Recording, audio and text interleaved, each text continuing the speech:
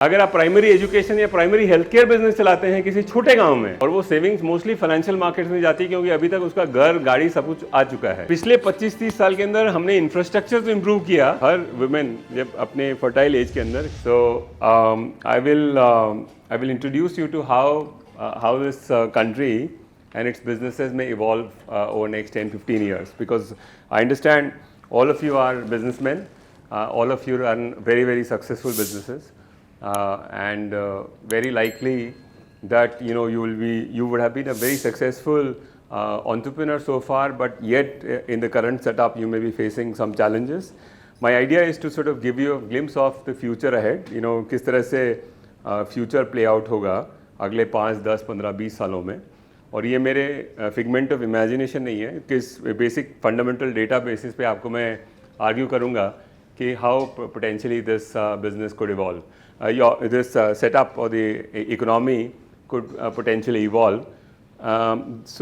In the end मेरा objective ये रहेगा आधे घंटे की टॉक के बाद में कि आपके लिए एक छोटा 1 या 2 की टेक अवे हो कि आपके बिजनेस के संबंध में आपको क्या करना चाहिए। तो पहले मैं आपको कॉन्टेक्स्ट सेट करता हूँ कि मैं बेसिकली मेरा एक जो मेरी किताब का जो ब्रॉड कॉन्टेक्स्ट था वो ये था कि अगले 25-30 सालों में इंडिया बहुत सारे मायनों में चाइना की साइज़ और उसके स्ट्रक्चर के फॉर्म में होगा।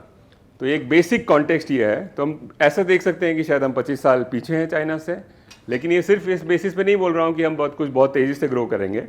मैं उस कॉन्टेक्स्ट में बोलूँगा कि चाइना का जो पॉपुलेशन स्ट्रक्चर है, चाइना का जो इंफ्रा है, चाइना का जो स्किल लेवल से चिल्ड्रन एजुकेशन लेवल है, वो सब जिस पेस पे इंडिया आज ग्रो कर रहा है पिछले 10, 15, 20 सालों में, ऐसा कुछ भी यूनिक इंडिया में 5-10 सालों में नहीं हुआ है, लेकिन जो 10-20 सालों से हो रहा है, अगर वो कंटिन्यू हो तो शायद इंडिया चाइना से कन्वर्ज करेगा अगले 20-25 सालों में। So basically which essentially means कि आपके सारे बिजनेसेस, अगर आपको एक टाइम मशीन मिल जाए कि इंडिया 2047 में कैसा दिखेगा, तो शायद आप उस हिसाब से अपने बिजनेस को ट्वीक कर पाएँ। तो वो टाइम मशीन एक्चुअली क्या होता है कि अलग अलग देशों में हम सारे देश जो है वो एक दूसरे के पीछे घूम रहे हैं। चाइना करीबन 30 से 40 साल पीछे है यूएस के, हम 65 से 70 साल पीछे हैं यूएस के। तो काफ़ी जो सक्सेसफुल बिजनेसेस इंडिया में पिछले 20-25 सालों में बने हैं वो इस बेसिस पे है कि भाई यूएस में जो पहले हुआ है उसी को आप रेप्लिकेट कर दो और वो बिजनेसेस इंडिया के अंदर अच्छे कर पाए हैं। तो इंडिया की जो टाइम मशीन है बिजनेस के लिए, वो most probably projecting where China is right now, most probably India will converge with where China is, and so therefore जो चाइना ने पिछले 25 सालों में अच्छा किया है वो शायद इंडिया में अगले 25 सालों में अच्छा करेगा, और जो चाइना में पिछले 25 सालों में स्ट्रगल किया है वो इंडिया मोस्ट प्रॉब्ली अगले 25 सालों में स्ट्रगल करेगा। तो ये मेरा मोटा टेक अवे रहेगा इस प्रेजेंटेशन का। With some of the data, I don't know if you can, anyone can see, someone in the back can see, नहीं देख सकते। एनीवे, तो छोड़ दीजिए इसको। बेसिकली ये मैथ है कि इंडिया में लेबर पॉपुलेशन करीबन 1% के दर से बढ़ेगा अगले 25 सालों में, और इंडिया का जो पर कैपिटा प्रोडक्टिविटी ग्रोथ है वो 3-3.5% से पिछले 25 सालों में बढ़ा है, उसी पेस से बढ़ता चला जाएगा। तो उस हिसाब से इंडिया की इकोनॉमी जो है वो कुछ 15-17 ट्रिलियन डॉलर होगी, जो चाइना की इकोनॉमी के आसपास है। तो एक मोटा स्ट्रक्चर ये है कि 5-6% की ग्रोथ इंडिया की अगले 20-25 सालों में, और इसलिए जो चाइना आज जहाँ है वहाँ पे इंडिया 25 सालों में होगा ना। एक थोड़ा सा इसमें थोड़ा सा ये है कि 1990 के अंदर इंडिया और चाइना एक्चुअली सेम थे, और आज हमसे वो 25 साल आगे है। तो ये जिंगोइज्म नहीं है कि हम कुछ बहुत अच्छा करने वाले हैं, हम 25 साल पीछे हैं चाइना से, जबकि हम 25-30 साल पहले हम चाइना के बराबर थे। तो उसका रीज़न है कि चाइना एक्चुअली पिछले 25 सालों में हमसे करीबन 1.5 से दुगना हर साल ग्रो हुआ है।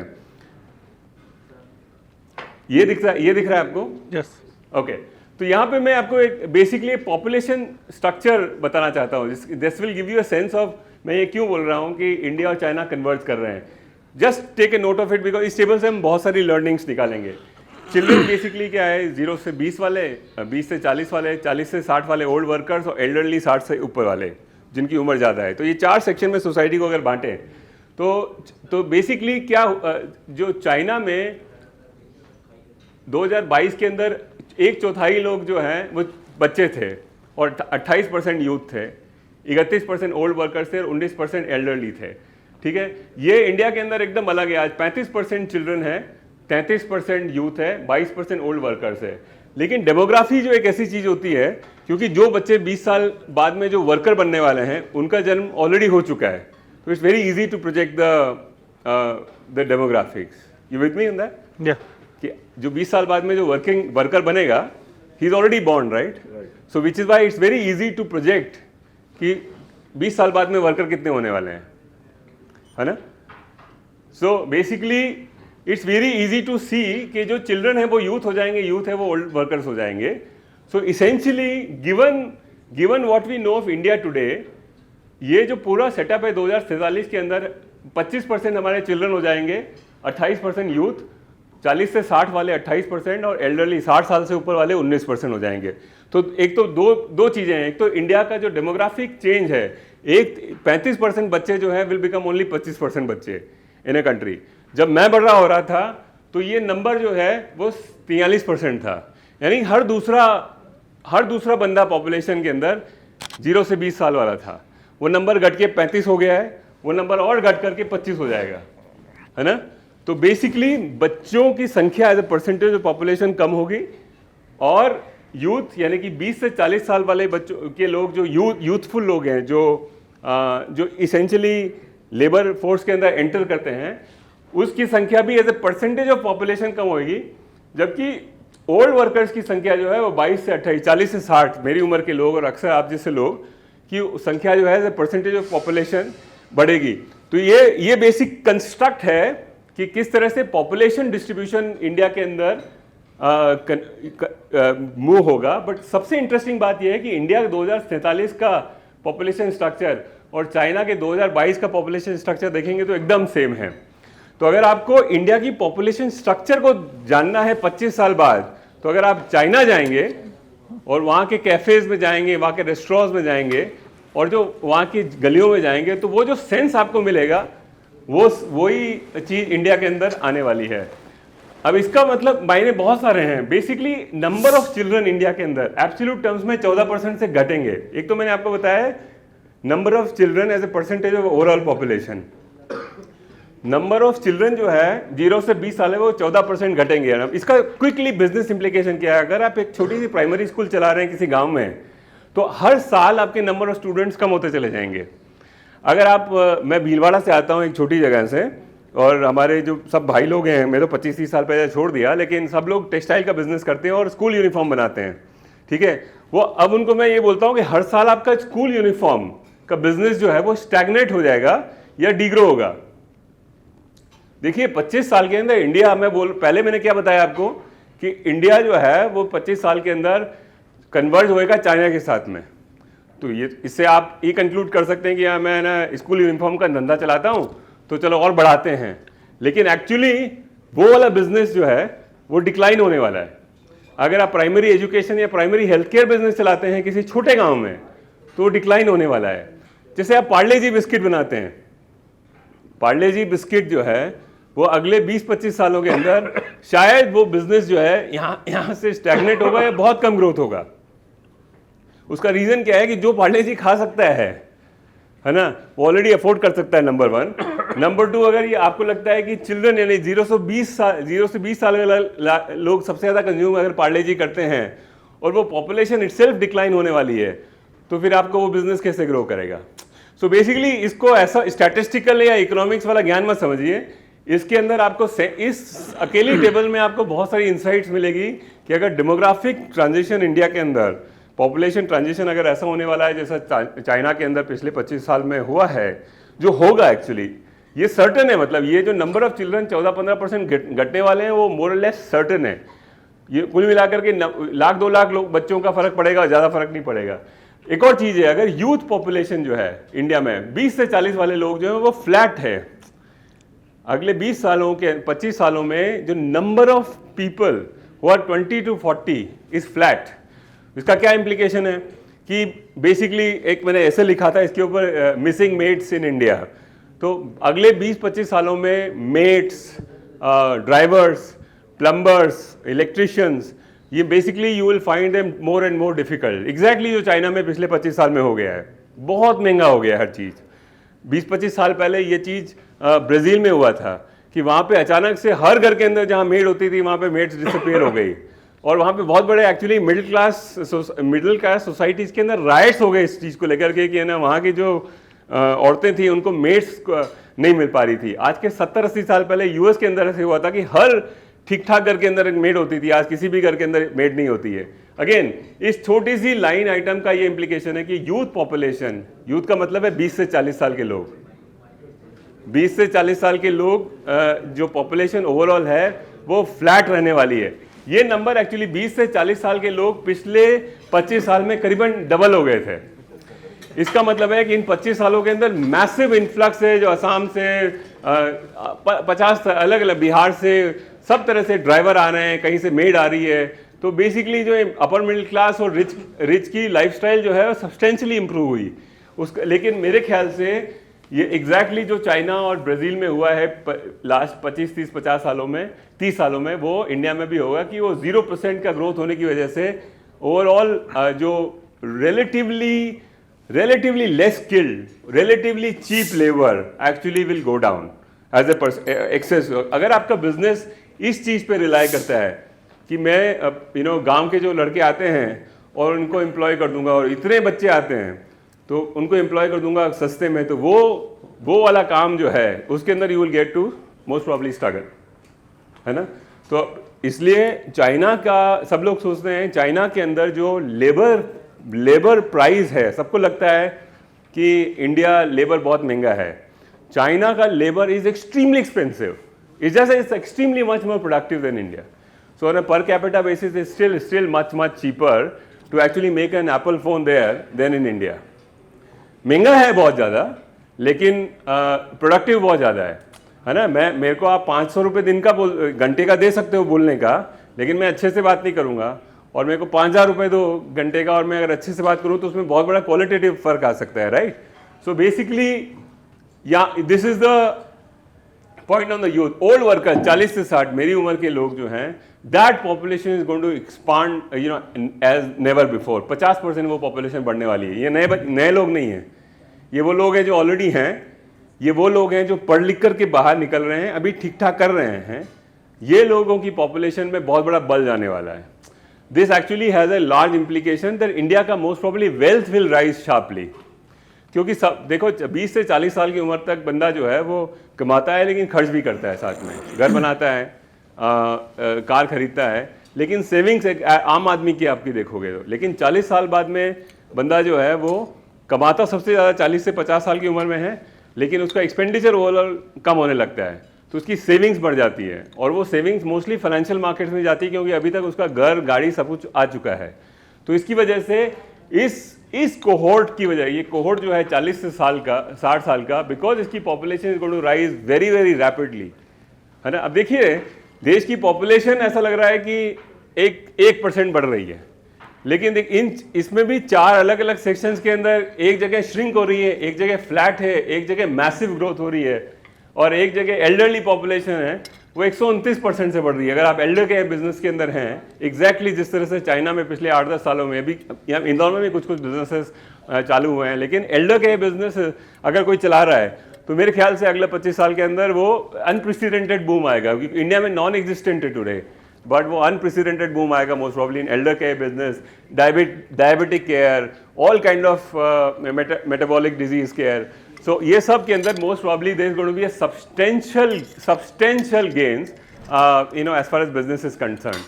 ओके, सो बेसिकली अब ऐसे देखिए, दूसरी तरीके से देखते हैं कि 1998 से 2022 मतलब पिछले 25 साल के अंदर चाइना में एग्जैक्टली ये प्ले आउट हुआ कि बच्चे 25% कम हो गए, यूथ 11% कम हो गया, और 40 से 60 वाले 69% बढ़ गए। If it's an air travel business then it's a 15-20-30x। But China के अंदर 140 करोड़ अगर लोग हैं, मोटा मोटी सभी लोग बस ट्रैवल करते हैं। इंडिया में 140 करोड़ लोग हैं, मोटा मोटी सभी लोग बस ट्रैवल करते हैं। तो इसलिए अगर आपका ट्रांसपोर्ट का धंधा है, लोगों को एक गांव से दूसरे गांव ले जाने का, उसमें कोई ग्रोथ नहीं आने वाला है ना। So in a sense if India isn't it basically the insight here is that even when the countries do very well, some businesses, and you must reflect upon your own business. Is your business, and when you're going to pass on your baton to the next generation, is your business going to be the hero which is going to do very well in next 25 years, or is it the one which is likely to struggle given the changes in the population structure and the economic structure of a society? Okay? So that's another way to look at what I'm saying. Basically I suggest that your kids, whoever, read a lot about what Brazil does, what China does, and what's happening, and this potentially will help you project what sort of India would look like in next 25 years. So these are the key takeaways. I've already talked. Basically defence infra, basically क्या हो गया कि population growth अगर आधा 1% से ही होने वाली है, तो पिछले 25-30 साल के अंदर हमने इंफ्रास्ट्रक्चर तो इम्प्रूव किया, लेकिन पॉपुलेशन एक्चुअली ग्रू एज फास्ट और faster, and which is why per capita infrastructure actually did not improve materially.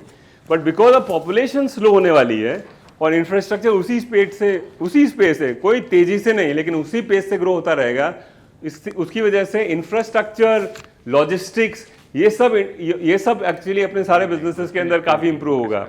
So that's another way to look at is that बहुत ज्यादा जो टीदिंग प्रॉब्लम्स है इंडिया के businesses के अंदर, I think specially to do with transportation, logistics and infrastructure, they will actually improve quite substantially. Okay. Final point is that again you guys are wealthy and all of us are, the country is going to be, as I said, this, if we do this in 2047, we will most probably need a stadium here with the similar riches in Indore itself. In a sense, the number of rich men in the country are going to grow by 100x. So which is amazing, right? The total GDP growth is only 4x. But the Mercedes sales are going to be 100x. The total per capita income is only going to go up by 3.5 to 4x. But the number of ultra HNIs in India, so some people like us, who are $30 million and above, okay, that number will be 100x. So basically any business which caters to the requirement of a super wealthy, ultra HNI is basically 250-300 crore ka jo aadmi hai, that business is going to grow many fold. As I said, the contrast, keep remembering this, the Parle-G contrast, that Parle-G number of biscuits sold in India will not even double in next 25 years. But the ultra HNI businesses, anything to do with, let's say yacht business in India, कुल मिला के India के अंदर 2 yacht बिकती हैं. Most probably that number will be 1,000 times more. Maybe 2-3 हज़ार yacht बिकती है China में. So basically the higher the level in terms of business, the unit growth is going to be very substantial. So that's how sort of most probably the business will grow. Okay, so this is pretty much the same thing. Luxury goods are going to grow at 10 to 20x. GDP will be only 4x. Luxury cars, yacht, fine arts, private jets, jewelry businesses, all are going to go super well. Exclusive education, wellness centers, spa, sports facilities, Lux Travel, everything is going to do very well. All luxuries, this is a luxury social good only, which this gentleman is trying to arrange, that he's sort of a networker, so to say, right? And these businesses, most probably if he's actually thinking about it, or I don't know, but these businesses will do very well. Because the guys, in the end, all the rich men have to meet, and so basically, this is how, देखिए tourism point of view से देखते हैं, China साल के अंदर बाहर अपने बंदों को भेज करके $250 बिलियन खर्च करता है. हाँ, हिंदुस्तान में हमको लगता है हम पूरी दुनिया में छा गए हैं, हमारा टोटल खर्चा $14 बिलियन का है, same number of people. So in a sense Chinese are spending about 20 times of India right now. And 10-15 years ago, Chinese were spending exactly the same amount that Indians were. So in a sense, please understand that when the riches go up, okay, what happens is that suddenly there is a J-curve in different businesses. So that J-curve is actually kicking in for even tourist businesses, So basically, so that's the big sense. That's about it. So, and I won't talk about markets because I think I've been told to shut up. Is it? Is that all? Is that all? Yes. So this is yes, I can see that. Please. Okay, so this is sort of my big picture view of how things will sort of transition from where we are right now in India to where we will be. Sort of, okay, soak it in, take some of the data. Some of it is actually in public domain that I've written extensively, but happy to answer your questions. But, reflect on your businesses. Most probably there are implications for how your businesses will transition from where they are right now to where they will be when your next generation actually take over. Yep.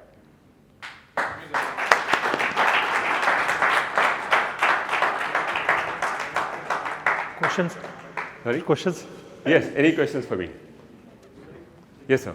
ये जो technology और innovations और ये सब जो बाहर से पहले आने में बड़ा लंबा समय लगता था, 25 साल में बात वहाँ से यहाँ पहुँचती थी, अभी महीने में पहुँच जाती है या साल में पहुँच जाती है।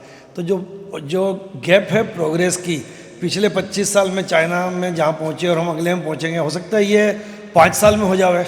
बहुत मुश्किल है, बहुत मुश्किल है ये सब चीज़ें। बेसिकली क्या है कि ये ग्रोथ जो है ना वो थोड़ा हाथी टाइप होती है, वो एक ही पेस से चलती है ना। वहाँ मोदी जी आए, नरसिम्हा राव आए, मनमोहन जी आए, जो मर्जी बिठा लो, ग्रोथ 6% की है देश की, है ना। तो बेसिकली क्या होता है कि एक्सेस टू टेक्नोलॉजी, गूगल जिस दिन आया था उस दिन उसके with in a years time हम जैसे बच्चे जो है वो गूगल देखने लग गए थे या सर्च हमने ढूंढना शुरू किया था। तो बेसिकली एक्सेस है, लेकिन इंडिया का ग्रोथ, किसी भी देश का ग्रोथ कब होता है जब वो पेनिट्रेट होती है टेक्नोलॉजी। तो आपने चैट जीपीटी यूज़ किया नहीं किया, आपके बच्चों ने किया होगा, लेकिन देश के 80 करोड़ लोगों को अभी तक पता नहीं है कि LLMs क्या होते हैं। तो वहाँ तक पहुँचने में समय लगता है। अभी कह रहे हैं कि AI आने में भारत अभी काफ़ी ज़बरदस्त आगे आ गया है, और AI में शायद परसेंटेज जो है वो दूसरे या तीसरे नंबर पर पॉपुलेशन जो यूज़ कर रही है वो ज़्यादा है। तो हो सकता है कि ये हमारा परसेंटेज भागने का और तेज हो जाए और हम उन लोगों के बराबर पहुंच जाएं 5-7 साल में। नहीं, क्यों नहीं है, बहुत तो उम्मीद पे दुनिया कायम है। बट ये एकदम हमसे 4 गुना है, वो 6 गुना है देश का, है ना।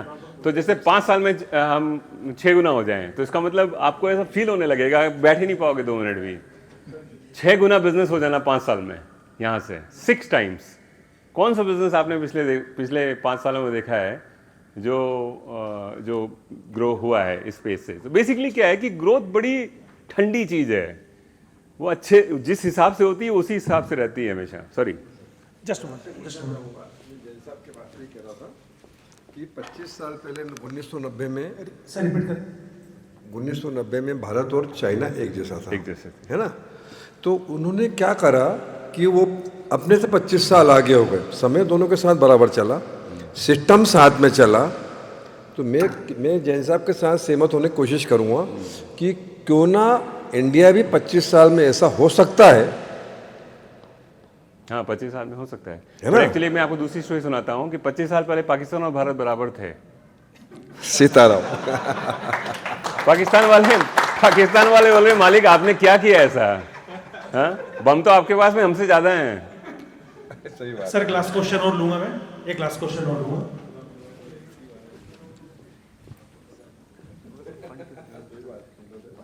So what basic assumptions you have taken in making this complete this thing, कि क्या क्या चीज़ें आपने पकड़ी हैं कि ये चीज़ कांस्टेंट रहेगी? जैसे GDP एक पकड़ा आपने कि ये कांस्टेंट रहेगा, but whether population will remain the same इस पैटर्न में, क्योंकि इंडिया की पॉपुलेशन चाइना की तरह कंट्रोल नहीं है।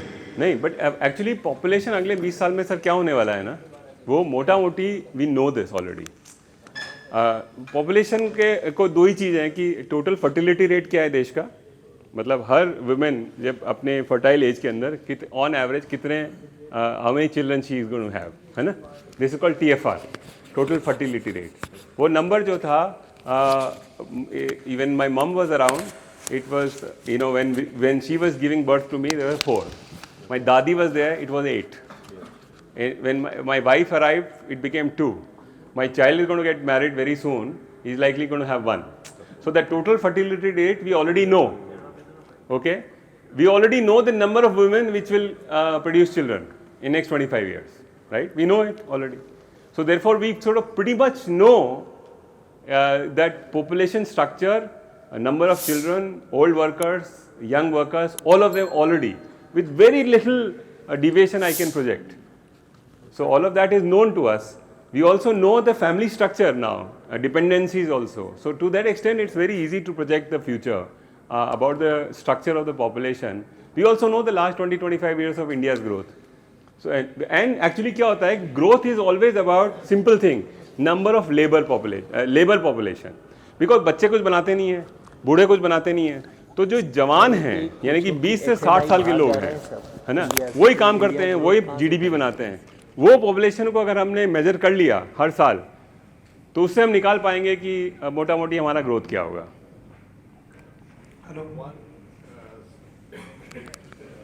Continuing with this particular matter only, मुझे शुरू से ये लगता है कि चाइना ने जो एक चीज़ हमने नहीं करी, चाइना ने हमसे पहले करी, कि they have taken machines from Europe and other places and rebuild those, and पूरा चाइना खड़ा ही उस पर हुआ कि उन्होंने मशीन्स या अपना मशीन सेटअप उस तरीके से बनाया. मतलब आज उनकी जो इंडस्ट्रीज़ हैं वो यूरोप या अमेरिका की मशीनों का एक इजी वर्जन बना के या कम कॉस्ट का वर्जन बना के उन्होंने एक्सपैंड किया. अपने यहाँ इंडिया में आज भी ऐसा कुछ नहीं लगता कि Indian companies have done their homework और they have done their research on this thing और they have put in money in making those kind of machines. Basically my first concern is कि हमारे पास वो मशीन्स ही नहीं है. I got your point. You know basically हर एक बियर बार में जाएंगे ना तो 4 लोग मिलेंगे, एकदम बुलिश बताया आपने कि बहुत हम 4 साल में कर देंगे. आपको लग रहा है हम कुछ नहीं कर पाएंगे, हम गुनगुने हैं, बीच में निकल आएंगे. मैं बता रहा हूँ, मैं 100% मान रहा हूँ, हमने कुछ किया है. देखिए ना, खराबा नहीं है पूरा जो सॉफ्टवेयर इंडस्ट्री $250 बिलियन का एक्सपोर्ट कर रहे हैं हम लोग, है ना. जैसे इन्होंने बताया कि 50% AI इंजीनियर्स इंडिया में हैं. हमारे अच्छे बच्चे हैं, IIT 10-15 हज़ार बच्चे हर साल हम एक्चुअली चर्न करते हैं.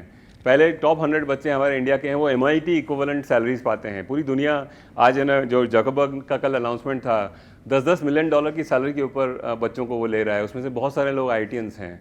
सो मतलब क्या है कि इंडिया का क्या है, आधा ग्लास हमेशा भरा है, आधा ग्लास खाली है. मेरे को ये लगता है कि जो यहाँ अच्छे से एस्टैब्लिश हो जाता है उसके लिए सेफ हेवन्स खड़े हैं बाहर. I mean if I am doing well I look for the safe haven कि यार मैं कहाँ जाके मेरी लाइफ को बेटर क्वालिटी लाइफ में कन्वर्ट करता हूँ. दूसरी चीज़, एक चीज़ जो डिफर करती है मुझे चाइना से यहाँ पे, I am talking of 96 to 98 this thing. 2 things. I have seen the factories which were producing. मैं 8 कंटेनर उस कस्टमर को बेच रहा था जो 100 कंटेनर रोज खा रहा था. I am talking of 96 to 98. तो मैं कंप्लेंट अटेंड करने गया तो मैं मेरे मार्केटिंग वाले से ये पूछ रहा था, मैंने कहा ढूंढेगा कैसे, अपना वाला माल ढूंढेगा कैसे कि इस माल में प्रॉब्लम आई है. And another customer who done the LC with, चाय पिलाते पिलाते उसने LC फायर कर दी ऑफिस से, और मुझे इंडिया में आने के बाद 20 दिन लगे उस LC को ढूंढने में. तो उसमें बहुत ज्यादा चेंज नहीं हुआ है, वो 20 दिन घट के. लेकिन हमने ब्रह्मोस बना ली साथ में. हमसे देखो, इधर मैंने बताया कि देखो फिक्स है. मतलब जहां हम काम कर रहे हैं, मैं आज भी मानता हूँ दो ही सेक्टर है इंडिया में जो ठीक कर रहे हैं. वन इज इंफोसिस जैसे सेक्टर, आई मीन टेक्निकल जिनको कह सकते हैं, दूसरा फार्मा. इसके अलावा बाकी सब सेक्टर 2 जनरेशन 3 जनरेशन पीछे चल रहे हैं. बिल्कुल है, मशीन्स वाइज भी. और बट वो मोटा मोटी मैन्युफैक्चरिंग पूरी दुनिया को हॉलो आउट कर दिया चाइना ने. तो बेसिकली जो ईस्ट एशिया का मॉडल है, इसके ऊपर अलग से बात करेंगे क्योंकि लंबी चौड़ी बात है. बट ईस्ट एशिया का जो मॉडल है, पहले जापान ने किया ये चीज़, उसके बाद में ईस्ट एशियन कंट्रीज़ ने किया, उसके बाद में चाइना ने तो बहुत अलग स्केल पे किया. तो वो है, वो हमारी स्ट्रेंथ नहीं है. We are a messy place, but इस मेस में हमने फिर भी कुछ मैजिक क्रिएट कर दिए हैं. मोटा मोटी हर 12-13 साल में देश डबल हो जाता है, विच इज़ 6% से ग्रोथ होती है. तो वो अच्छी ग्रोथ है. दुख होने का दुख जैसे हमारी माता जी समझाती हैं कि जब भी दुखी हो तो नीचे वालों को देखो, तो पाकिस्तान, नेपाल, बांग्लादेश, श्रीलंका, कजाकिस्तान, तजाकिस्तान सबको देख लेता हूँ। दुखी होना है तो फिर आप चाइना को देखो, है ना।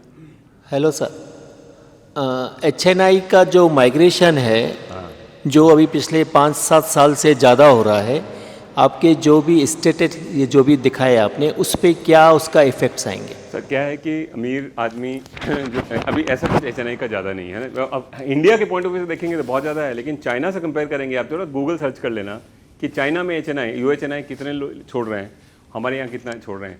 देखिए अमीर आदमी का जो है ना, वो विश्व उसके लिए घर है। कोई बेसिकली वो ट्रांजिशन करना चाहता है कि वो शुरू में वो यहाँ रहेगा, फिर बॉम्बे चला जाएगा, फिर दुबई चला जाएगा, और अमीर हो गया तो लंदन चला जाएगा, और अमीर हो गया तो न्यूयॉर्क चला जाएगा। तो बेसिकली ट्रांजिशन, विराट कोहली वहीं सेटल हो गया ना। मुकेश भाई की लड़की ने अपने बच्चे का जन्म US में ही किया। So you basically you want to transport yourself into a first world country, you know, if you can afford it. So to that extent, you know, number of HNIs living in India, of course, is a concern, but it is a thing which is there everywhere. You know, Anglo-Saxon economies have an ability to attract the talent and the riches both. So I think my bigger problem is not HNI living, but the old wealth है. The bigger problem is the young generation, the super kids of India living. Hindustan के अंदर top 100 kids है। मेरा बेटा है IIT Bombay में, he was in top 25। वो अकेला बच्चा है जो इंडिया के अंदर रुक रहा है, बाकी 24 बच्चे जो हैं वो बाहर चले गए हैं, है ना। That is the bigger problem. HNI छोड़ गया 500 करोड़ वाला आदमी, उसमें बहुत बड़ा फर्क नहीं, वो कुछ नहीं कर पाया, वो लेगेसी वेल्थ है।